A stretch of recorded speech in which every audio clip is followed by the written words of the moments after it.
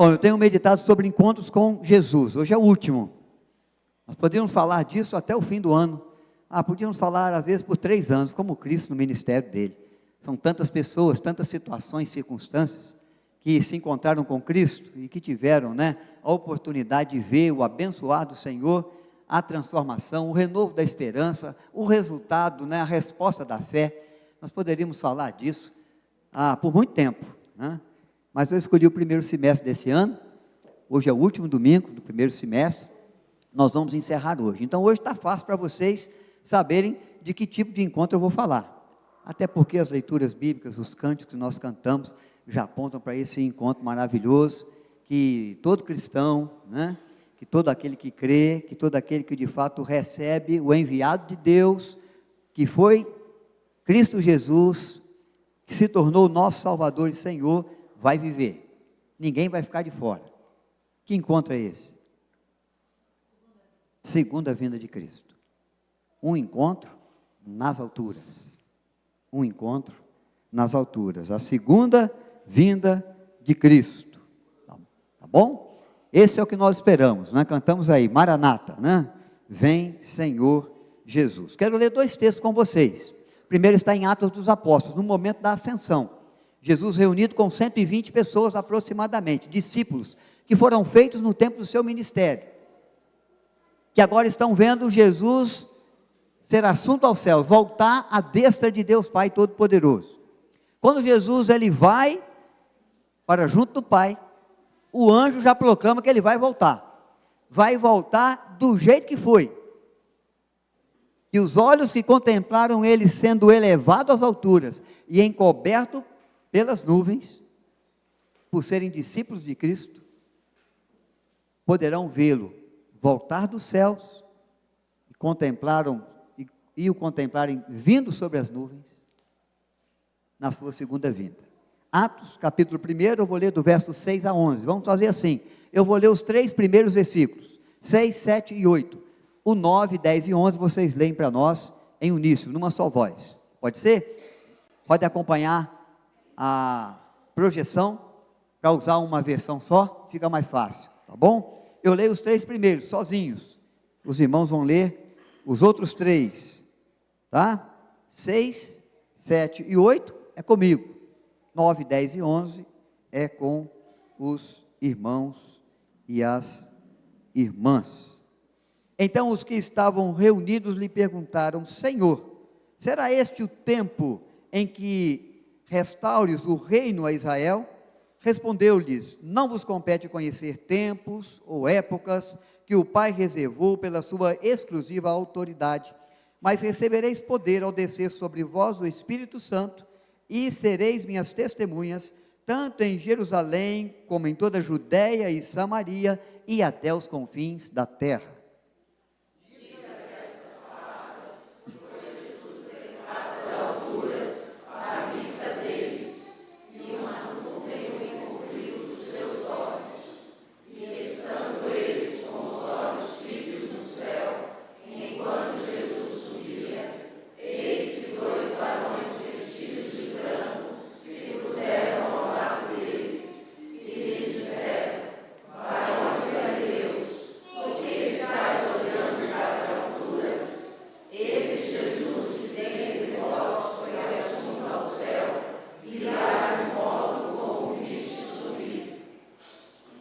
Muito bem, esse que foi assunto aos céus, virá do modo como vistes subir. Agora eu quero ler um outro texto, primeira carta de Paulo aos Coríntios, capítulo 15, todo o capítulo 15 fala da ressurreição de Cristo, e depois de falar da ressurreição de Cristo, é claro, vai lembrar que nós também, que cremos em Cristo, haveremos de ressurgir no dia da sua vinda.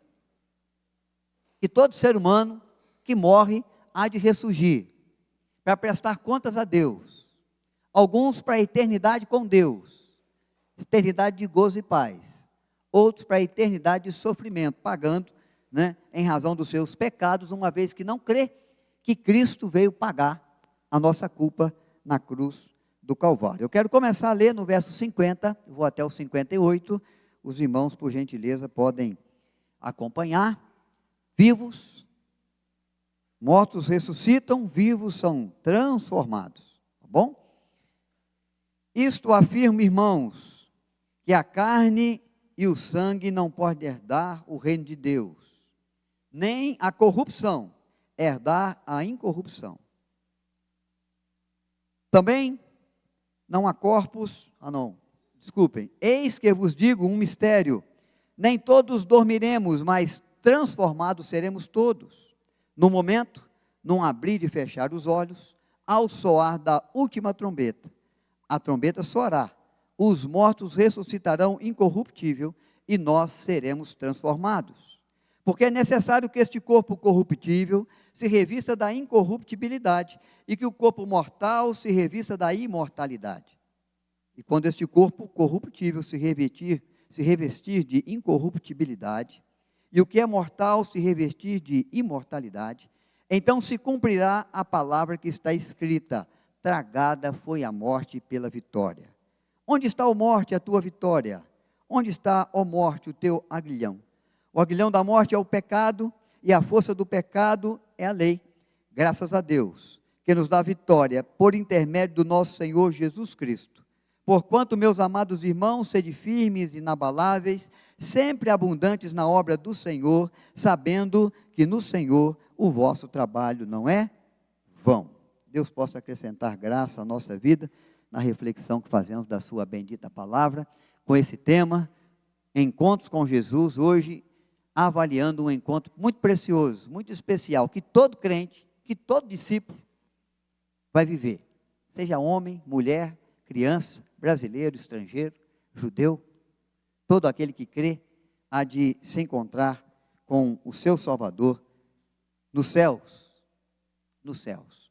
Há pouco tempo eu fui desafiado pela equipe de casais de falar sobre os céus. Nós tivemos a oportunidade 2 vezes aí, nos encontrar nesse semestre, para trazer as reflexões bíblicas e tentar tirar algumas outras dúvidas também, né? É claro que nós não sabemos dizer tudo de como vai ser no céu, porque nós não estivemos lá, não é verdade? Então nós não sabemos dizer todas as coisas de como vai ser o céu, mas a Bíblia aponta para algumas coisas. Mas esse novo céu, essa nova terra, ela só vai vir, só vai existir por causa da graça de Deus, que agiu em nosso favor, que antes nos amou na cruz do Calvário. Tudo em razão da salvação que Deus nos dá, por meio de Cristo Jesus, o seu Filho. Não há como chegar aos céus, chegar a Deus, alcançar a vida eterna de gozo e paz, senão por meio de Cristo. Esses textos trazem para nós uma grande verdade. A segunda vinda de Cristo é uma realidade, ela é certa. Não pode ser que ele venha, ele vai vir. Quem sabe, um dia ele vem mesmo. Não, não é quem sabe, ele vai vir, é certo que ele vem. Esse texto de Atos já nos aponta isso, através da palavra do anjo, depois da ascensão. Como ele foi, ele vai vir.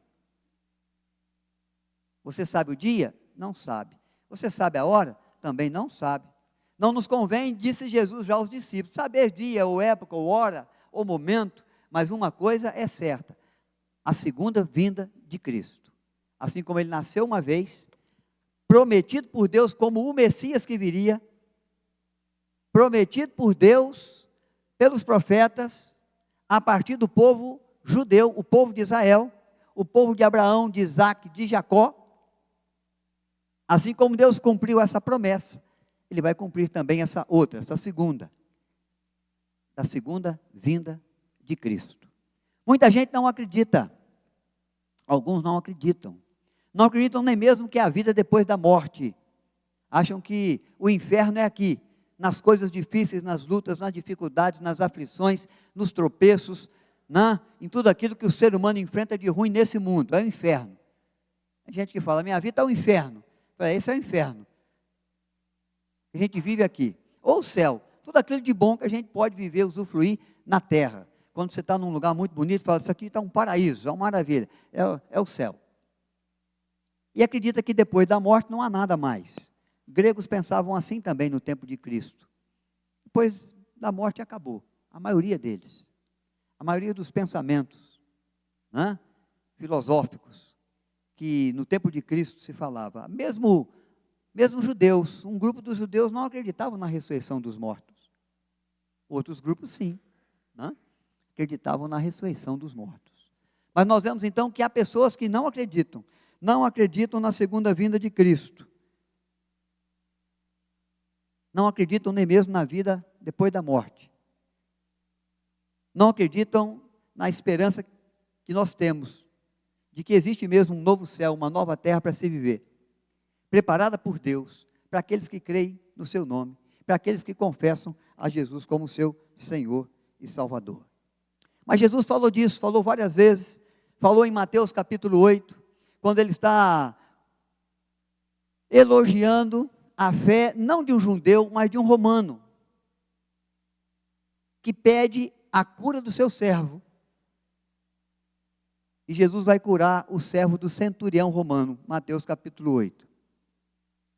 E os judeus vão ficar admirados, porque ele vai dizer: eu não encontrei em Israel o povo a quem eu fui prometido, o povo a quem Deus, meu Pai, tem se revelado no decurso do tempo e da história, uma fé como essa.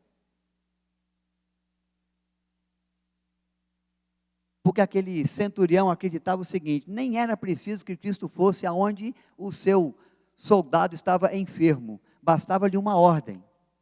Se ele dissesse, está curado, está curado. Se ele dissesse, não está curado, não ia ser curado. Porque ele era um homem que dava ordem às pessoas, e dizia, vai, e ele vai, ou vem, e ele vinha. E ele acredita: Senhor, no teu reino é assim, se o Senhor apenas mandar, a cura vai ser estabelecida. Então Jesus falou: uma fé como essa eu não encontrei ainda junto aos judeus. Jesus está dizendo para abrir o leque de entendimento de que aqueles que vão agora ser envolvidos na nova aliança que está surgindo, na aliança da graça, por graça salvadora de Deus por meio de Cristo na cruz, o amor de Deus é amor que se estende às nações. Ela não se restringe a judeus, a Israel, uma nação, a filhos de sangue de Abraão, Isaque ou Jacó, mas ele vai se estender a filhos de fé, porque Abraão também é o pai da fé. Então ele está falando de uma multidão de pessoas que seriam levantadas de muitas nações da terra, de povos estrangeiros, gentios, que poderiam exercer a fé verdadeira e autêntica, como aquele romano estava fazendo, havia feito, e havia sido contemplado na sua fé, seu servo foi curado. E aí quando Jesus fala disso, ele diz assim: existe uma festa, um banquete, que celebra uma bodas, e muitas pessoas são convidadas, mas alguns não têm interesse de ir, porque tem outros compromissos, tem outras agendas, tem outros propósitos, tem outros princípios, outros valores. Ele envia o convite, e muita gente diz: não, eu não vou, eu tenho outras coisas para fazer. Ah, eu agradeço, mas não me atrai esse banquete aí. E muitos dos convidados não vêm. E aí ele fala: agora vai e convida aqueles que estão pelos becos, pelas ruas, os coxos, os cegos, os aleijados, aquele que esse povo tem discriminado. E eles vão participar do banquete, vão se assentar comigo à mesa com Abraão, o pai da fé. Então Jesus está nesse momento pensando em pessoas como eu e você. Está dizendo: são muitos chamados, são poucos escolhidos. A nova aliança já não tem mais o vínculo pelo sangue, mas é o vínculo pela fé. E o que a gente vê é que muita gente não se importa com o céu, com a eternidade, com a segunda vinda de Cristo. Não está nem aí. Ouve-se falar, mas fala: não, isso não existe. Isso não é possível, isso não é para mim. Eu não creio, eu não quero. No ser humano, aqueles que rejeitam a realidade da segunda vinda de Cristo. Mas Jesus, em Atos 2, está se referindo a bodas do Cordeiro. Ele é o Cordeiro que foi morto e com seu sangue comprou o resgate da sua noiva, que é a igreja. É o alto preço que ele pagou. Para torná-la igreja, ou para tornar a sua noiva, a igreja, né, sem mancha nem ruga, gloriosa. porque ele não vai ver mais os seus pecados. E ela não tem mais que pagar pelos seus erros, porque ele já pagou, quando ele deu a sua vida por ela. E o que Jesus está dizendo é que muitos são convidados, muitos vão ouvir falar da segunda vinda, muitos vão ser indiferentes com esse convite, mas aquele que crê no convite, que vier à mesa e que vier às bodas, esse vai poder celebrar com o noivo o casamento, o viver eterno de Cristo e a sua igreja no novo céu, na nova terra que ele prepara. Então Cristo olha muito além dos judeus, ele olha para todos os povos, ele olha para mim, ele olha para você, ele vê muita gente desinteressada, mas ele sabe que muita gente vai se interessar, ele sabe que tem aqueles que não vão acreditar, que não vão se envolver, porque estão envolvidos demais com as coisas desse mundo, mas ele sabe que muitos vão se levantar, vão ser levantados para buscar as coisas de Deus, as coisas do alto, as coisas da fé, e vão confessar a Jesus como o seu Salvador pessoal. E mesmo aqueles que não vão ver, ou não vão crer, não vão se interessar, um dia vão ver. Porque no dia da vinda de Cristo, que nos é anunciado, assim como ele foi, ele vai voltar, todo olho verá, e toda língua confessará, que Jesus Cristo é o Senhor, para a glória de Deus Pai. Só que nessa segunda vinda, ele não vem mais para salvar o perdido. Ele vem como juiz para condenar o pecador que não creu. Não há mais oportunidade de salvação. Essa oportunidade, ela cessa no momento da nossa morte. Depois da morte, diz a Bíblia, só no resto do juízo. Essa oportunidade vai cessar para os vivos, como nós, no momento da segunda vinda de Cristo. Quando ele rompeu os céus, como um raio, que surge, sem aviso, como um ladrão, que não manda recado, mas às vezes vem. Jesus vai vir na sua vinda, não como Salvador mais. É preciso que você creia enquanto vive, enquanto ele não vem.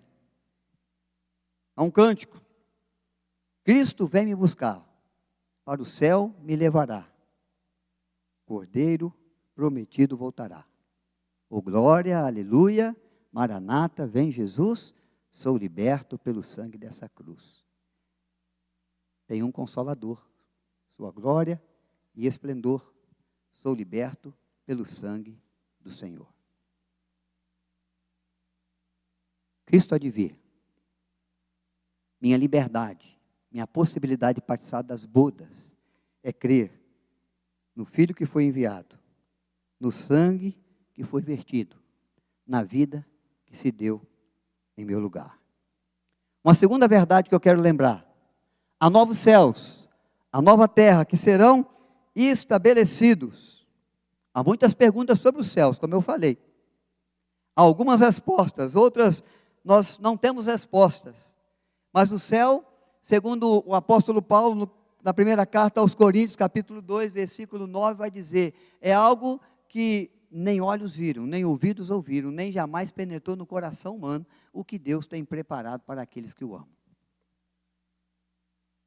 Então é por isso que tem muita coisa que a gente não sabe, porque tem muita coisa que a gente nunca viu, tem muita coisa que a gente nunca ouviu dizer, e tem muita coisa que o nosso coração, que a nossa mente nunca imaginou, nunca pensou em contemplar, em viver, que Deus reserva para aqueles que o amam. Mas novos céus, nova terra serão estabelecidos. Há muitas passagens bíblicas sobre o céu. O céu é proclamado em Isaías capítulo 66, verso 1, como o trono de Deus. Deus está no seu trono nos céus, e a terra é o estrado dos seus pés. Deus reina soberanamente no trono dos céus, sobre todos os reis e príncipes, e qualquer autoridade da terra. Apocalipse capítulo 21, versículo 4, vai dizer: o céu é um lugar de alegria, de paz, onde os crentes irão após a morte. Aqueles que creem. E quem vai habitar o novo céu e a nova terra? Os que creem em Cristo. A Lana já mencionou o versículo que você conhece tão bem, João 3,16. Para que todo aquele que nele crê, não pereça, mas tenha vida eterna no novo céu e na nova terra. Os filhos de Deus, aqueles que são feitos filhos de Deus. 1 João capítulo 3, verso 1 e 2, menciona essa grande verdade. Você que crendo em Cristo é feito filho de Deus, você vai herdar os céus com o Senhor. Então, como que vai ser isso? Primeiro, você vai ter que deixar esse corpo corruptível aí que você tem, esse corpo pecaminoso, esse corpo que tem uma natureza humana inclinada ao pecado, ao erro, que faz com que você realize o mal que você não quer e deixe de fazer o bem aos olhos de Deus que Ele já determinou que você faça. O que faz isso? A nossa natureza pecaminosa. E a Bíblia diz então, no texto que nós lemos de 1 Coríntios 15, que o corpo corruptível não pode herdar o que é incorruptível. No céu não tem pecado, não tem falha, não tem inclinação ao erro. No céu há santidade, no céu há glória de Deus, no céu há a divindade de Deus, no céu não tem jeito de cometer erros, de cometer iniquidades, de cometer injustiça. Pecado não existe nos céus, mas se eu for para lá com um corpo corruptível, então pode ser que eu corrompa os céus. Por isso que eu não vou. Eu vou com outro corpo. Um corpo que eu recebo de Deus para viver no novo céu, na nova terra. Um corpo que não se corrompe, que segue no princípio da graça, do poder, da vontade, do querer, do mandamento de Deus. E eu não posso ir com esse corpo mortal, porque esse corpo vai perecer no céu. Esse corpo volta à terra, ao pó como era. E eu recebo de Deus um corpo imortal, para viver a imortalidade, a eternidade. Para viver com o Senhor nos céus. Que graça, que bênção, isso vai trazer para mim e para você. Nossa proximidade de Deus vai crescer, nossa comunhão com Deus vai aumentar. Hoje nós vivemos assim, longe de Deus, mas quando nós recebemos um corpo incorruptível e um corpo imortal, nós vamos viver assim, bem mais perto de Deus. Porque são os nossos pecados, a nossa iniquidade, que faz separação entre nós e o nosso Deus. É o corpo mortal, é o corpo corruptível, que nos mantém distantes do nosso relacionamento com Deus. Embora tenhamos um relacionamento com Deus, embora possamos nos aproximar de Deus, nós temos ainda uma grande dificuldade para ser tão próximo, para ser tão chegado, porque nós temos um corpo mortal, um corpo corrupto, e não dá para se aproximar tanto daquele que é santo, santo, santo. Mas quando nós recebemos o novo corpo, essa barreira vai ser removida. Nós vamos estar mais próximos de Deus. É uma das bênçãos de estarmos por lá. Outra questão. Um lugar de proximidade. É o que eu falei agora, né? Vai aumentar. E Ele lhe enxugará dos olhos toda a lágrima. Nós vamos viver a graça de contemplar o Senhor face a face, como Ele nos vê. Hoje nós vemos em parte, lá vamos ver como somos vistos. Hoje nós conhecemos em parte, lá vamos conhecer como Ele nos conhece. Proximidade, intimidade. E ainda Ele vai nos enxugar dos olhos toda a lágrima. Tudo aquilo que te aflige, tudo aquilo que faz doer a sua alma, tudo aquilo que traz lágrimas para o seu rosto por tristeza, por frustração, por decepção, tudo aquilo que tira o seu sono, tudo aquilo que rouba a sua alegria, o seu gozo, sua paz, não vai existir no céu. Deus vai retirar. E Deus sabe muito bem o que promove aflição para nós, o que promove dor, o que promove tristeza, o que promove choro. Ele assumiu forma humana na pessoa do seu filho. Ele padeceu as dores que o ser humano padece. Ele sabe quanto o pecado é danoso, por isso Ele se entregou por nós, quando éramos ainda pecadores, para que lá nos céus nós pudéssemos ter, na graça de Deus, no favor de Deus, na presença de Deus, todas essas coisas extirpadas, eliminadas. Tudo aquilo que nos aflige, encontrará no Senhor um cuidado. Na presença de Deus, um socorro. Não há dor, não há aflição, não há choro, não há lágrima.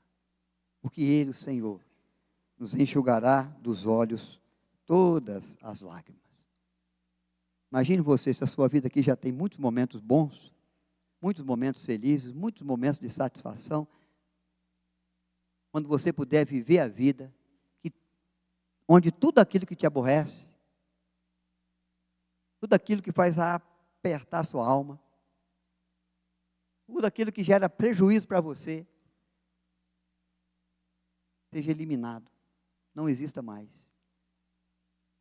Não vai ter mais tempestades assolando a nossa vida, a nossa casa. Não vai ter mais lugares de deserto, com escassez de recursos para você nem para mim. Não vai ter mais ventos fortes, soprando com ímpeto, contra os nossos projetos, contra a nossa vida, contra a nossa existência. Vamos ter da doce voz de Deus, conduzindo a nossa vida em eterna bonança e manancial de bênçãos. Porque a primeira terra passou, e o novo céu e a nova terra se estabeleceu para nós. Jesus olha muito além dos limites de Israel. Ele prepara essas coisas para mim e para você, para todo o coração que crê. Quem crê já tem a vida eterna. Quem crê já está salvo da morte e dos danos da morte e do pecado. Onde está, ó morte, a tua vitória? Onde está o teu aguilhão? Foi vencida pela ressurreição de Cristo, que venceu a morte como a primícia dos que dormem, para oferecer para mim e para você o viver do gozo eterno junto ao Pai Celestial. Quando seus servos serão recompensados? Quando Cristo voltar, quando o encontro com Cristo nas alturas acontecer, os servos de Deus, os discípulos de Deus em Cristo, os filhos de Deus, as filhas do Senhor, serão recompensados. O céu é lugar de recompensa, um lugar de recompensa aos seus servos, aos seus santos. Mateus capítulo 5, verso 12, é uma bem-aventurança. O céu é o lugar de recompensa para os que são fiéis a Deus. A fidelidade dos servos é recompensada pelo Senhor no porvir. O céu é lugar de recompensa para os que sofrem por amar a justiça, ou que sofrem por causa do nome de Cristo, por causa da sua fé, por causa do seu abraçar de Cristo como Senhor e Salvador, nas injustiças da vida. Mateus capítulo 5, verso 10, verso 11. Também uma bem-aventurança preciosa que Cristo, o próprio Jesus, nos dá. Mateus 5, verso 10 e 11, nós vamos encontrar o Senhor Jesus no Sermão do Monte, dizendo as seguintes palavras para nós, que hoje sofremos, padecemos, porque amamos a justiça e porque amamos o nome do Senhor nosso Deus, que em Cristo nos dá grandiosa salvação. Bem-aventurados os perseguidos por causa da justiça, porque deles é o reino dos céus. Bem-aventurados sois quando por minha causa vos injuriarem e vos perseguirem e mentindo disserem todo o mal contra vós. Regozijai-vos e exultai, porque é grande o vosso galardão nos céus, pois assim perseguiram também os profetas que vieram antes de vós. todo aquele que padece, que sofre porque quer ser justo, que sofre por causa do nome de Cristo, será recompensado. Recompensa aos fiéis, recompensa aos perseguidos, por causa da justiça e por causa do nome de Cristo, recompensa aos pacientes e perseverantes, Tiago capítulo 1, versículo 12. Se você não abandona a fé, não abandona Cristo, não para de servi-lo, mas se gasta no ministério com dons e com talentos em favor do reino de Deus, no seu testemunho, na sua fé, no propósito que você tem de fazer discípulos, levando a outras pessoas o conhecimento de Jesus, da sua gloriosa salvação, você será recompensado com o viver na nova vida, no novo céu, na nova terra, que Deus prepara para aqueles que o amam. Jesus diz essa verdade também quando ele conta a parábola dos talentos. Do Senhor que se apresenta aos seus servos e que dá 5 talentos para um, 3 talentos para outro, 1 talento para uma outra pessoa, e depois ele vem pedir conta no dia do juízo, no dia da sua vinda, do seu retorno, da sua volta. E um dos seus servos de 5 multiplicou para 10, de 3 multiplicou para 5, e o de 1 manteve o mesmo 1, com receio da braveza do seu Senhor. E a expressão que Cristo dá àqueles que conseguiram multiplicar os talentos é: foste fiel no pouco, sobre o muito te colocarei, servo bom, serva fiel, entra no gozo do teu Senhor. Mas para aquele que nada fez, que apenas enterrou o talento, que não buscou servir, que não buscou se dedicar, é chamado de servo mau, servo negligente,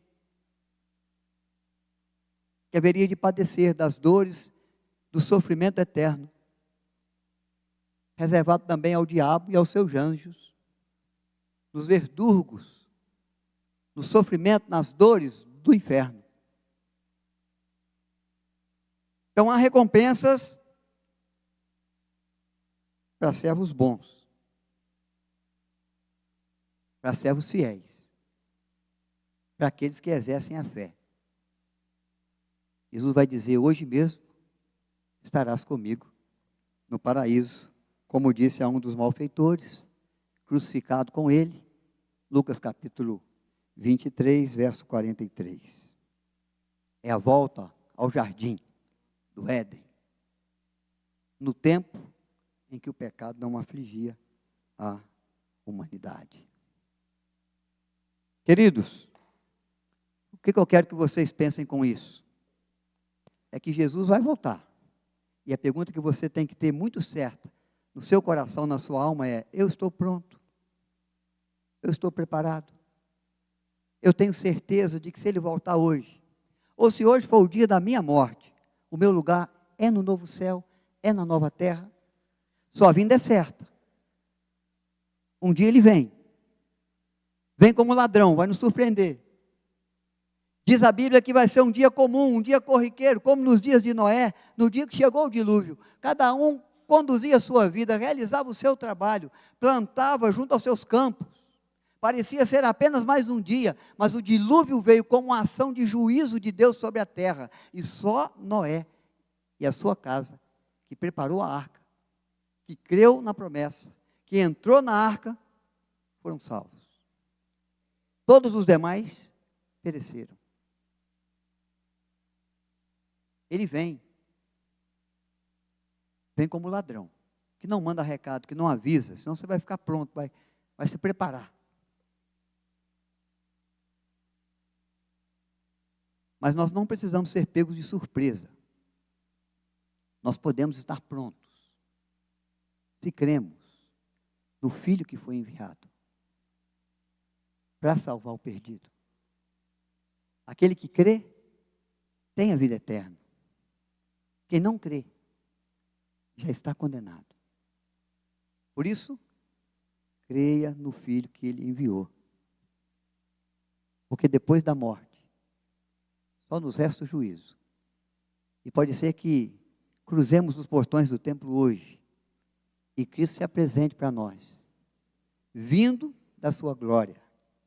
Todo olho vai ver, toda língua vai confessar, mas só aqueles que creram antes da segunda vinda vão viver a graça de serem feitos filhos de Deus, cidadãos dos céus, vão poder se encontrar com Cristo, seu Mestre, seu Senhor, nas nuvens, nas alturas, para viver vida de gozo, vida de paz, vida com Deus, vida sem fim.